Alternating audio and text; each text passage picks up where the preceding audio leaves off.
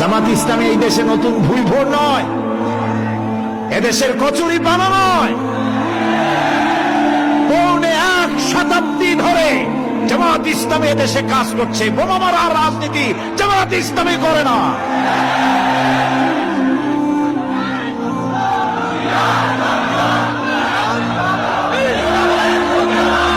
আপনারা জবাব দেন, ইতিহাস আছে এরকম জামাতের বোমা মারা? এদেশের এমন কোন গণতান্ত্রিক আন্দোলন নাই, সেই পাকিস্তান থেকে শুরু করে এই পর্যন্ত প্রত্যেকটি গণতান্ত্রিক আন্দোলনের নেতৃত্ব দিয়েছে জামাত ইসলামী।